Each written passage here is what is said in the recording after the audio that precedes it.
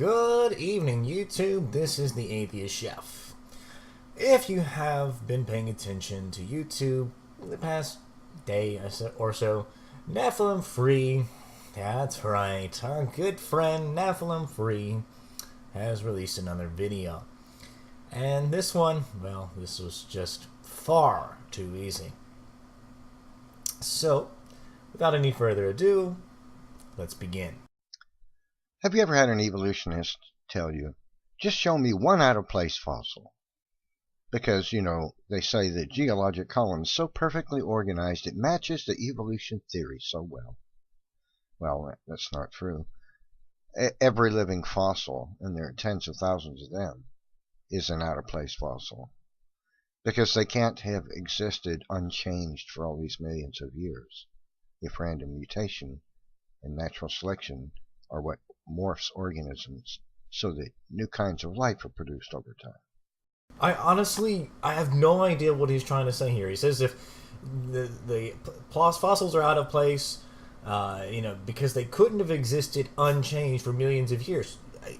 The fossils couldn't be changed. The animals that left the fossils couldn't have been changed. Why couldn't they have been changed? Why? I mean, that's what we're seeing in the record, is that the animals changed over time. So I honestly feel like this is like me not understanding his sentence structure. So if anybody can please explain this to me, Nephilim, I'm being serious. Like, I don't know what this sentence is trying to say. So every living fossil, all tens of thousands of them, are all out of place. Now other UPART, that's out of place artifacts. If you're like me and have never heard the term UPART, the out of place artifacts, that's something that the people that believe in the ancient aliens tend to use for their discoveries. They say, they try to say, oh, this weird thing is here that shouldn't be here. It's probably alien. It's advanced technological life, and it happens a lot. But there's a list on Wiki that I'm going to post here that talks about the things that they have said was like an ancient battery turned out to be a battery from the 20s that was just in a weird rock for one reason or another. Stuff like that. But so no, Nephilim is trying to say that the dinosaur bones are ancient artifacts, but it's whatever. I'm just going to go on. Now, every UPART fossil that has been found, an evolutionist will deny. Here's just one more. Isn't this funny? National Geographic. Dinosaur found in mammal's belly. You see, that can't be if evolution theory is correct. Because, they say that mammals evolved on the planet long after the dinosaurs were gone. They didn't coexist, according to evolutionists. Wrong. Nice try, Nephilim Free, but once again, you're incorrect. Thing is we actually know that the mammals have coexisted along with dinosaurs during the Mesozoic era. We actually even have fossils, from 165 million years ago of the proto-mammals that existed alongside the dinosaurs. But in China, they found a fossil of a mammal, and in its belly was a small dinosaur. Probably its last meal before the flood of Noah buried the thing alive. Should I go into detail about how the creationists have yet to come up with a flood account that matches the geologic column? Should I? No? Okay, I'll just move on. And it causes them to do this. Rethinking the Mesozoic. Oh, they've got to rethink their theory a little bit.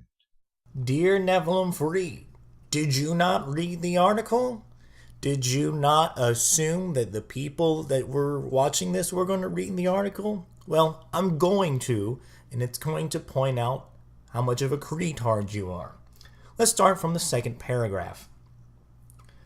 A catastrophe, such as an asteroid collision, is widely believed to have wiped out the supersized dinosaurs and ushered in the age of mammals. Mammals were not thought to have grown much bigger than rats until after the dinosaurs were gone.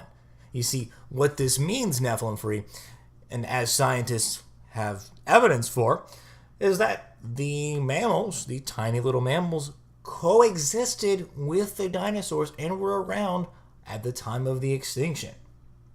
Moving on. Over the past several years, though, sketchy evidence has emerged that suggests that some mammal species may have grown larger during the dinosaur age. See, this is the part that they're rethinking, because they at once thought all of the animals were tiny, all the mammals were tiny, but now they're realizing, hey, maybe in certain parts of China, they were bigger because the dinosaurs at that area were smaller. See, that's what they're rethinking. They're not rethinking if mammals were there. They already knew that.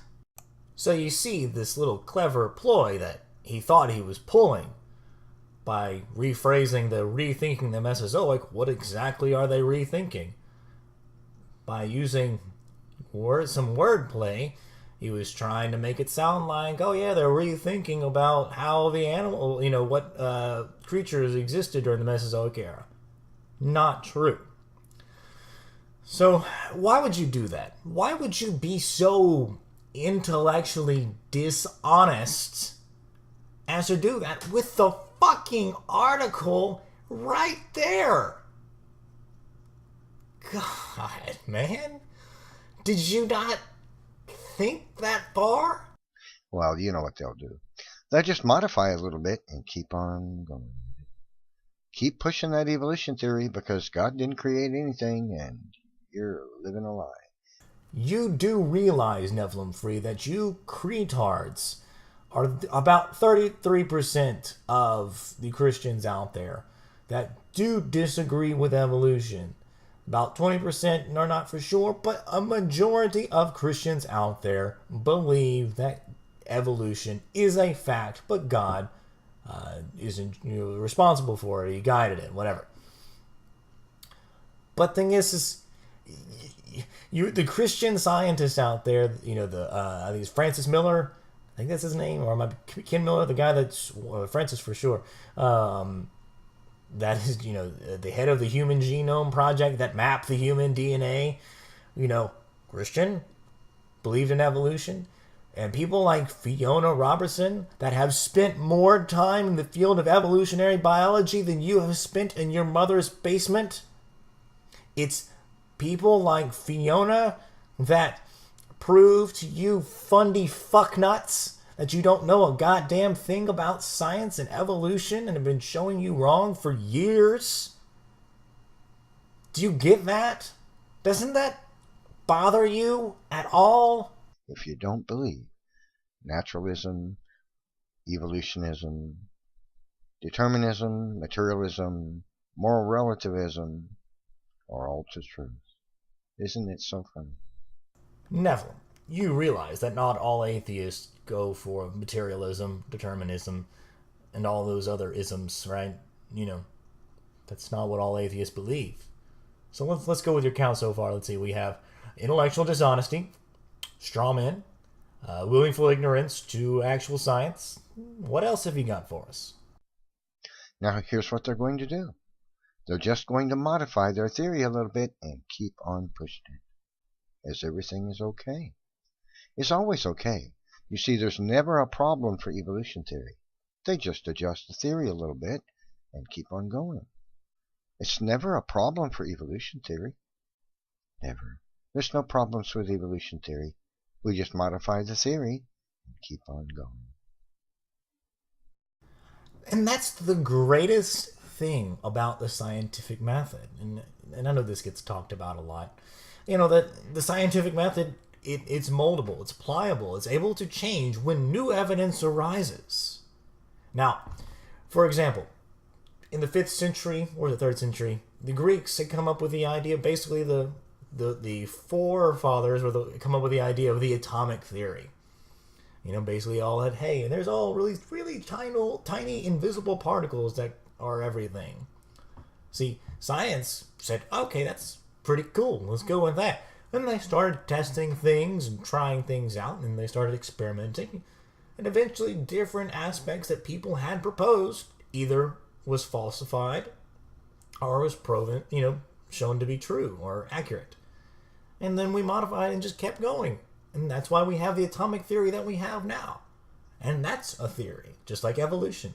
And the same thing can be said for gravitational and space-time theory and, the heliocentric, universe, which ended up being wrong, but at least now we understand that the sun is the center of our galaxy, but not the universe. Very basic things could be a really great idea, and we further refine them, and they become more accurate as we get new evidence.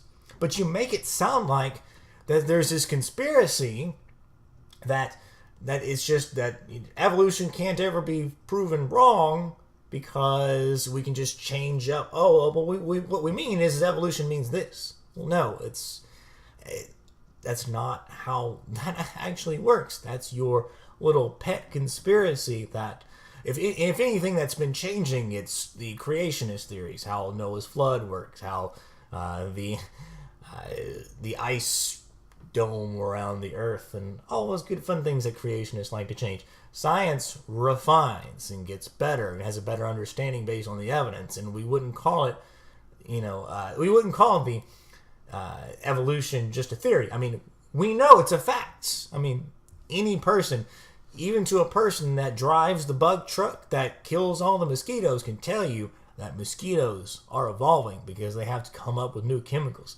Evolution is the fact. It's the mechanisms behind that are the theory. That's the things that we're trying to explain. I mean, we can see it right in front of us, that things evolve and that change, and the species change over time. This isn't a conspiracy. You're a retard.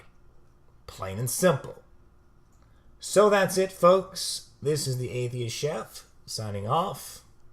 Peace!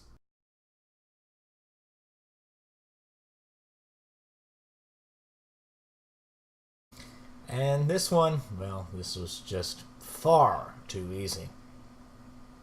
So, without any further ado, let's begin. Have you ever had an evolutionist tell you, just show me one out-of-place fossil? Because, they say... Good evening, YouTube. This is the Atheist Chef. If you have been paying attention to YouTube in the past day or so, Nephilim Free, that's right, our good friend Nephilim Free has released another video. ...of years, if random mutation and natural selection are what morphs organisms so that new kinds of life are produced over time. I have no idea what he's trying to say here. He says if the fossils are out of place, because they couldn't have existed unchanged for millions of years. The fossils couldn't be changed. The animals that left the fossils couldn't have been changed. Why couldn't they have been changed? Why? I mean, that's what we're seeing in the record, is that the animals changed over time. So I honestly feel like this is like me not understanding his say that geologic columns so perfectly organized it matches the evolution theory so well. Well, that's not true. Every living fossil, and there are tens of thousands of them, is an out-of-place fossil, because they can't have existed unchanged for all these millions.